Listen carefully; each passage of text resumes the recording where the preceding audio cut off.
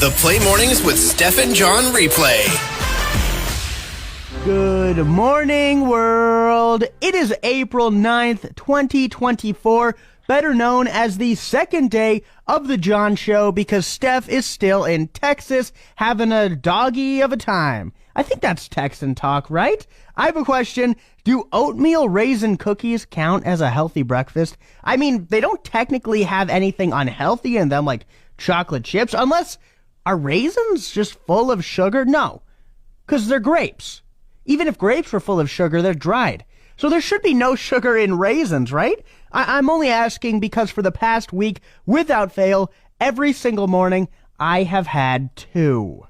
If it's Boeing, I'm not going is back in the news once again after a Southwest Airlines Boeing plane was forced to return to the airport after their engine cover fell off. Now, I'm not nearly smart enough to know how often a make of a plane is supposed to fail, but surely it cannot be this much. Okay, this is the 9th time in 4 months that we've heard of something going wrong with Boeing planes. Doors have flown off, cockpit windows have cracked, front nose wheels have fallen off and then rolled away. There have been fuel leaks, and that's just to name a few. It's so bad, it's to the point where majority of airline apps tell you if your flight is on a Boeing plane before you get on it. I think, though, if you get sat on a Boeing plane, you should instantly get 50% of your ticket refunded. What do you think? I have a theory about gas. Last week, I accidentally filled up my car with premium. Listen, it was cold. I was sleepy. Don't judge me. Okay, you can judge me a little. It was dumb. Now, I have a busted up 2004 Oldsmobile Alero, which, trust me, does not take premium gas, and along with my heat not working, my car is also notorious for its crazy fast gas usage.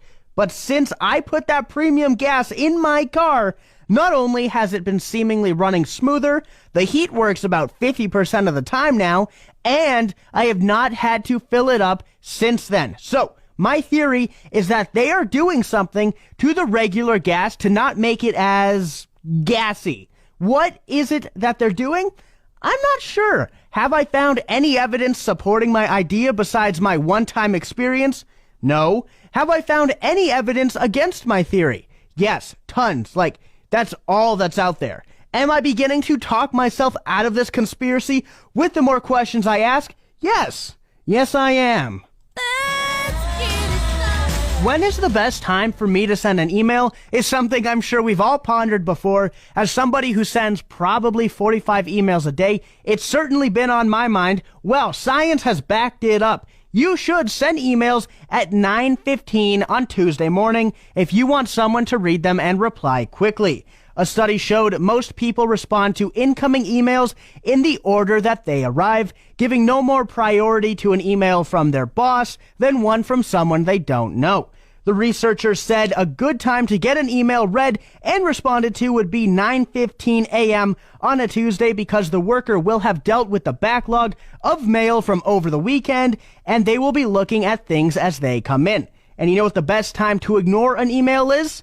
All the time. Come on, it's mean, but it feels so good. I might have found the craziest rich person of all time, and that's saying something. A burial crypt next to the legendary Hollywood actress Marilyn Monroe has been bought by a tech investor for $195,000 at auction. The tech investor, Anthony Jabin, from Beverly Hills, said, "I've always dreamt of being next to Marilyn Monroe for the rest of my life." Now, if you think that's weird, just wait, because that wasn't the only thing he got from this auction.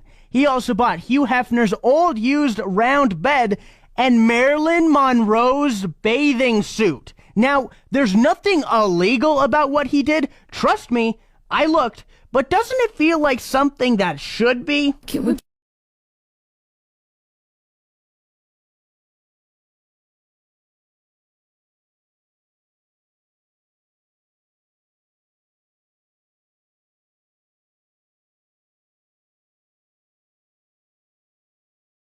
photogenic, shoot. There was an eclipse yesterday, and if you didn't know it was going on, you absolutely would not have known it was happening because, well, nothing really happened, which was a little disappointing.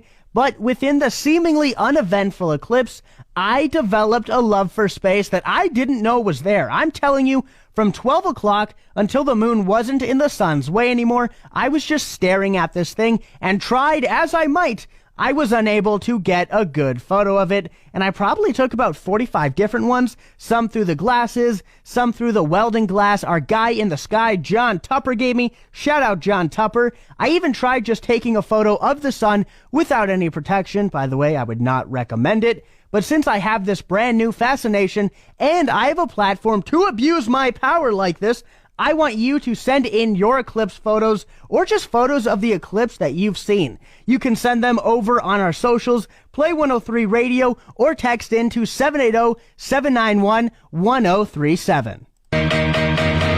It's time that you and I play a game. I'm going to read you a news story, and you have to guess where in the world it took place. Okay, here we go. A woman had to call 911 to get help ejecting an unwanted house guest, a nearly 8-foot-long alligator. Mary Hollenbach said she was at her home when she heard a banging at her front screen door.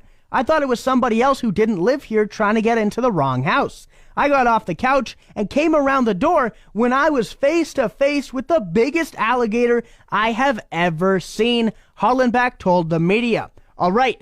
You've probably been screaming it at me the entire time I've been speaking, but if you guessed Florida, you'd be right, because of course it's Florida. Money makes the world go round. We could all use some more of it. We all want some more of it. And thankfully, Forbes has our back with their list of the best side hustles of 2024. Sitting at the very top is dog sitting. Apparently, dog sitting is very lucrative because everybody has a dog and everybody wants to travel. So if you can get in on that, I mean, do it. Not me. I am petrified of those things.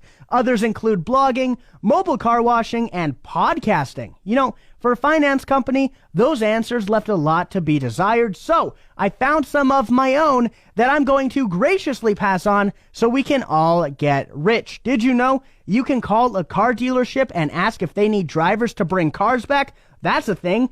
If you become a notary, the highest paying gig is signing loan closings that can get you anywhere from $50 to $250. And now one that sounds right up my alley. You can become a scientific guinea pig and do all the testing that they do on animals, but on yourself. So if you don't die, I mean, you're up what, $100? Trivia Tuesday. It's Trivia Tuesday, and since Steph isn't here, I'm playing with you. Yes, you. In which country did AC/DC originate in? I'll give you a second. All right, if you said Australia, then, and if you said anything else, but that's okay. We'll play next week. Thanks for listening. Don't forget to subscribe to the Steph and John replay. Find more Steph and John at play1037.ca.